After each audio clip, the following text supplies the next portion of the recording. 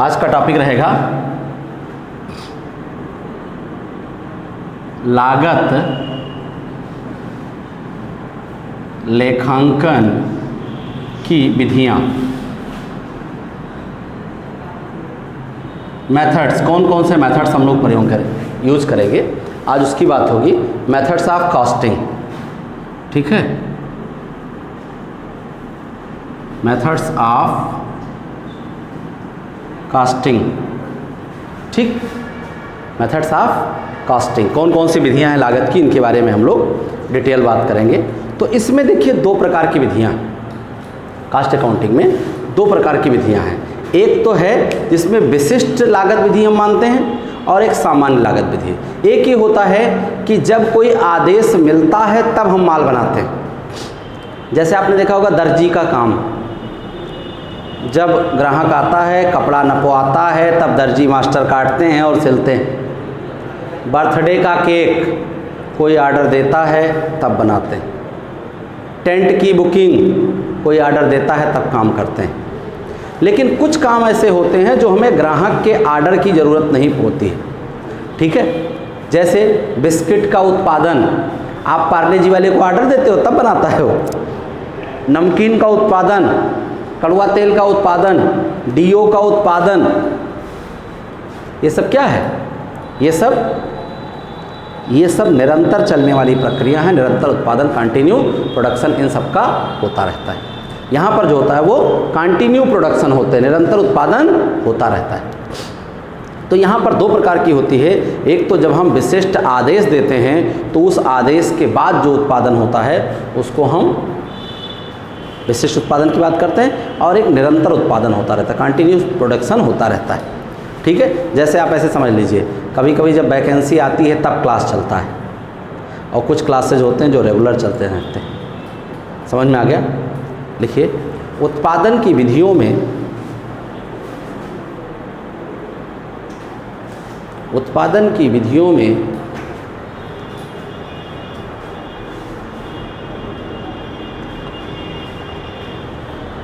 कुछ विधियां ऐसी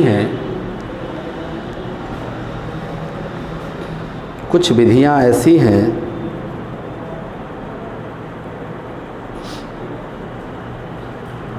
जो विशिष्ट आदेश पर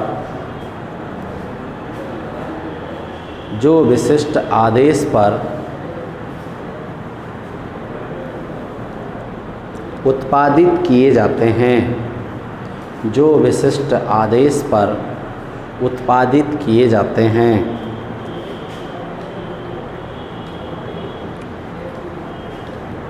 जबकि कुछ ऐसे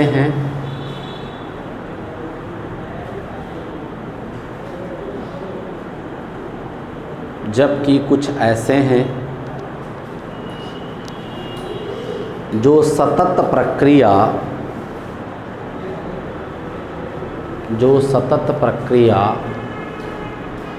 उत्पादन के अंतर्गत आते हैं, जो सतत प्रक्रिया उत्पादन के अंतर्गत आते हैं।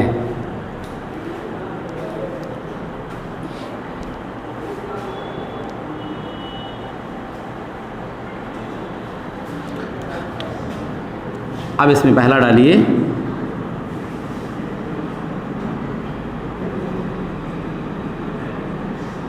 विशिष्ट आदेश लागत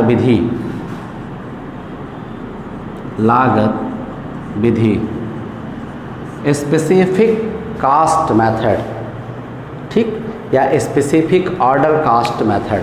इसमें हमने आपको बताया कि इसमें हम क्या करते हैं, इसमें जब हमें आदेश मिलता है तब हम उत्पादन करते हैं, ठीक है।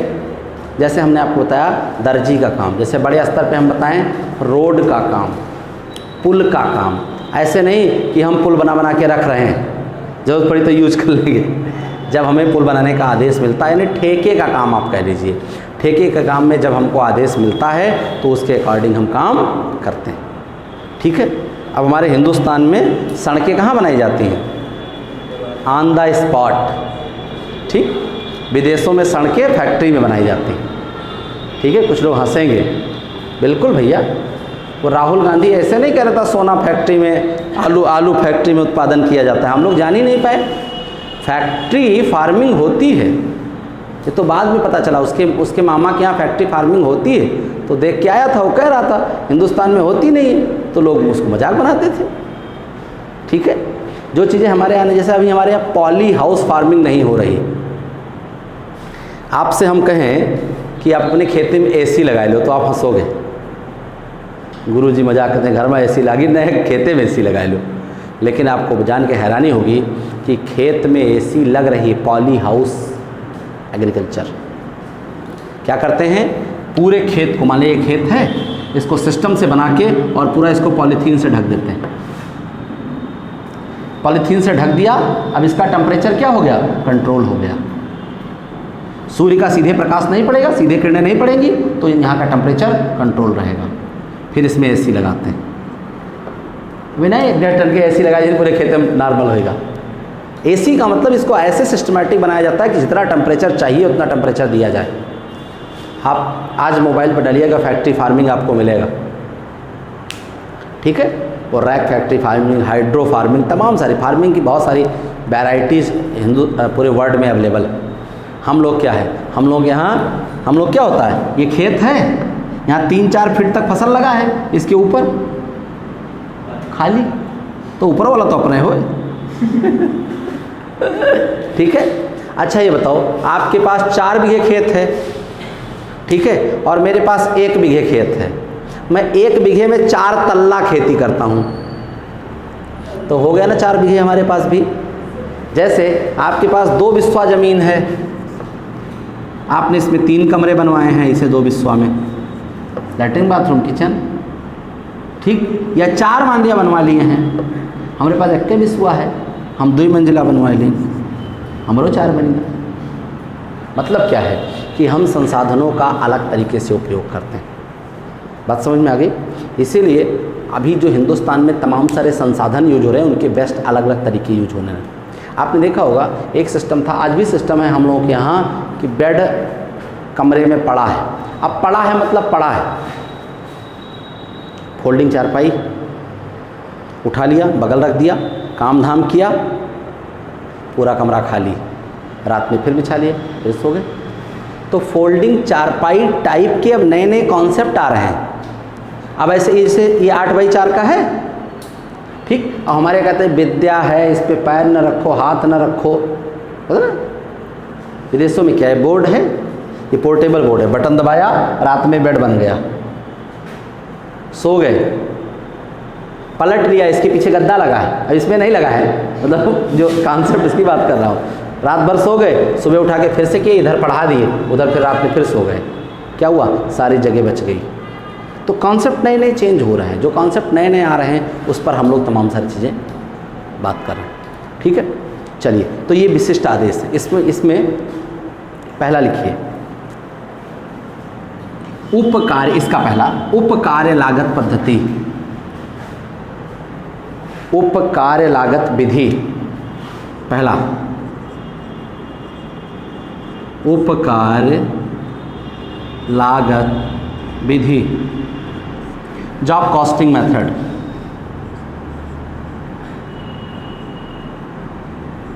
Job costing methods, job costing methods, ठीक, डैश करके लिखिए। कुछ काम ऐसे होते हैं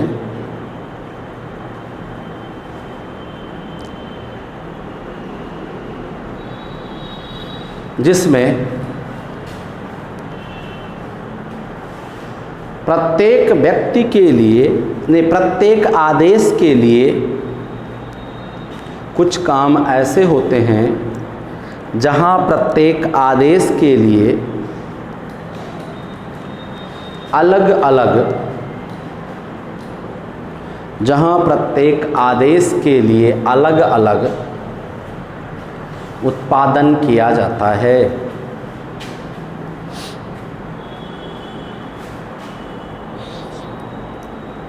जैसे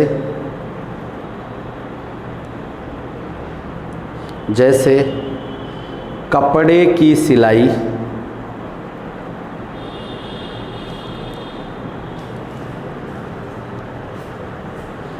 छपाई या कागज़ की छपाई,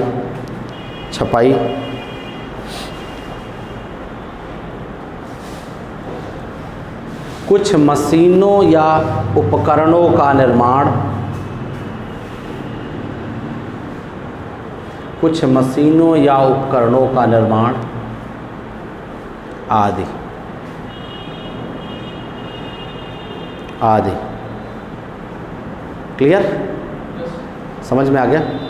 पक्का? जैसे आप देखे होंगे कि जो टेलर होता है वो हर आदमी के अलग अलग कपड़ा सिलता है, तो उसका क्या है, उसका प्रति जॉब बनता है। आपने जॉब कार्ड देखा होगा, आपने मोटरसाइकिल सर्विस कराई, वहाँ जॉब कार्ड बनता है, हर आदमी का अलग अलग मोटरसाइकिल सर्विस। कपड़े की दुकान पे आप जाते हो तो एक पर्ची फाड़ के देता है, उसमें आप ही की साइज़ लिखी होती है, ना कि रामू श्यामू मोहन सबके कपड़ा एक के नाप सिया जाएगा, नहीं, सबका जॉब अलग अलग बनेगा। आज के डेट में जैसे आप लोग जानते हैं कि आप बल्ब खरीदते हो, ठीक, या एलईडी खरीदते हो, या ये फ़ैन एलईडी खरीदते हैं, ये बनाने वाली एक ही कंपनी, मार्केटिंग करने वाली डिफरेंट कंपनीज, अपनी गुणवत्ता, अपने क्वालिटी, अपने रेट के हिसाब से एक ही कंपनी से अलग अलग लोग बनवाते हैं। ठीक है? जैसे आप बर्थडे केक खरीदते हो, एक ही दुकान से खरीदते हैं सभी, कोई 1 पाउंड का खरीदता है, कोई 2 पाउंड का खरीदता है, कोई 2 मंजिला खरीदता है, कोई 3 मंजिला खरीदता है, जिसकी जैसी औकात है अपने औकात के हिसाब से खर्चा करता है। ठीक है? कुछ लोग खाने को नहीं पाते हैं, कुछ लोग चेहरे में लगाते हैं। भारतीय संसाधन इतने दुरूह हैं। ठीक है? चलिए, तो यहाँ पर क्या है, यहाँ पर हर व्यक्ति की लागत अलग अलग है, हर व्यक्ति के लिए अलग अलग काम किया जाएगा, इसको क्या बोलते हैं, जॉब कास्टिंग। क्लियर? समझ में आ गया? दूसरा डालें, पॉइंट नंबर 2, ठेका लागत विधि, कॉन्ट्रैक्ट कास्टिंग मेथड, ठेका लागत विधि, कॉन्ट्रैक्ट कास्टिंग मेथड, ठेका लागत विधि।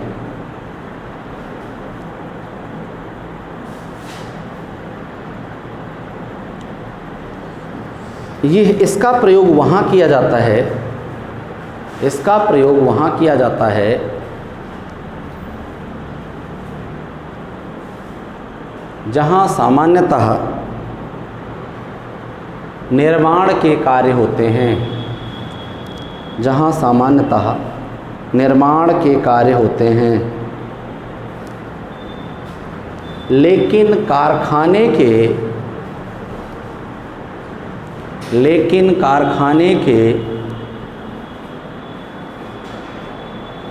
बाहर किए जाते हैं।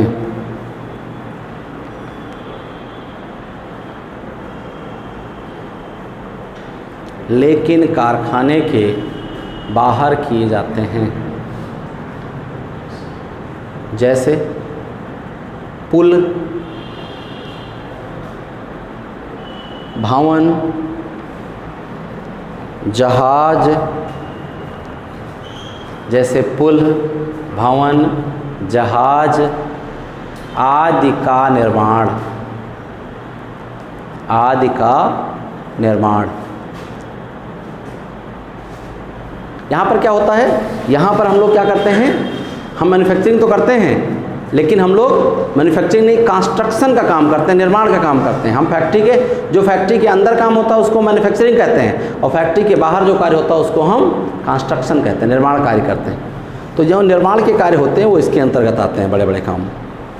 अगला, समूह लागत विधि, बैच कास्टिंग। दूसरा हो गया ठेका लागत,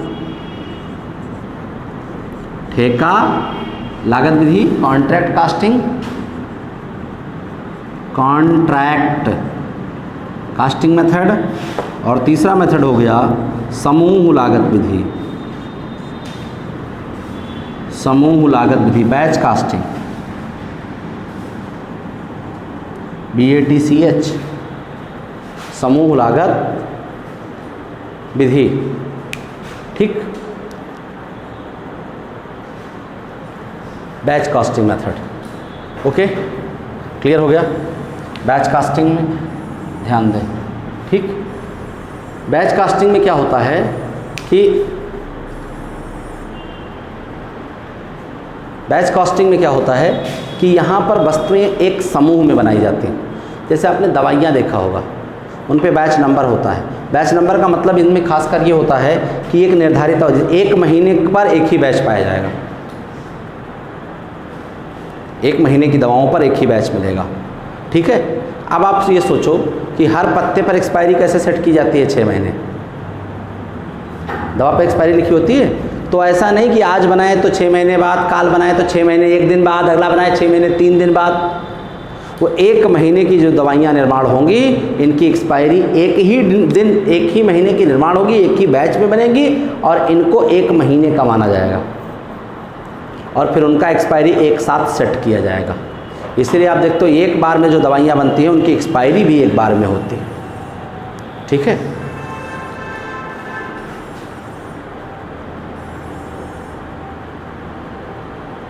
उनकी एक्सपायरी भी क्या होती है? एक ही बार में होती है।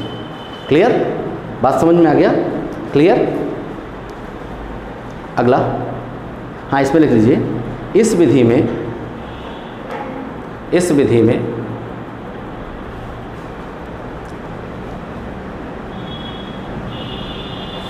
ऐसी वस्तुओं का उत्पादन किया जाता है, इस विधि में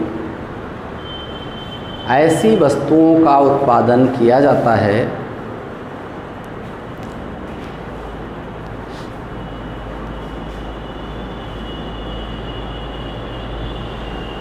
जो समूह में बनती हैं, जो समूह में बनती हैं।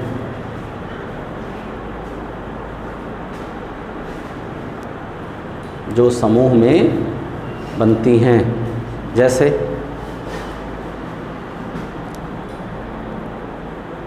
बिस्कुट,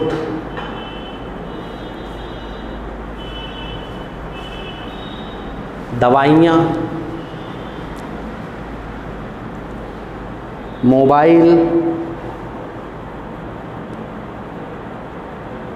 घड़ियाँ आदि। मोबाइल, घड़ियाँ आदि। क्लियर?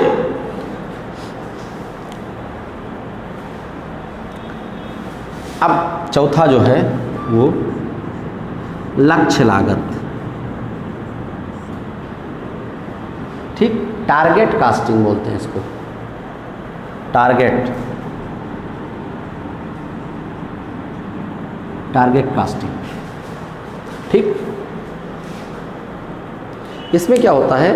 इसमें आपको संभावित समय दे दिया जाता है, इतने समय में आप इसको ख़त्म कर दोगे और इतनी लागत ही आनी चाहिए। दोनों बातें, या तो समय का टारगेट दिया जाएगा या तो लागत की टारगेट दिया जाएगा, ठीक है। तो विशेषज्ञों से परामर्श लेकर के कितने समय में पूरा किया जाए और इसकी लागत कितनी आए, ये लक्ष्य लागत के अंतर्गत आता है, ठीक है। जैसे आपने देखा होगा कि जैसे मान लिया आपको 90% लाना है, तो 90% लाने का एक तौर तरीका है। ऐसे नहीं खाइए सोइए और 90% आ जाएगा। उसका एक सिस्टम है, सेटिंग है, उस हिसाब से आप काम करोगे तो 90% आएगा, ठीक है। तो इस तरीके जो टारगेट सेट किया जाएगा, जब टारगेट जैसे हमको मान लिया सपोज कीजिए कि वस्तु की लागत 25 रुपये ही रखनी है, तो इसके लिए बहुत सारी चीज़ें सेट करनी पड़ेगी, तब 25 ही रहेगा, नहीं तो लागत बढ़। अगर सामान का दुरुपयोग होगा तो काटेंगे तो कट जाएगा यार, कैसे रिसीव करें।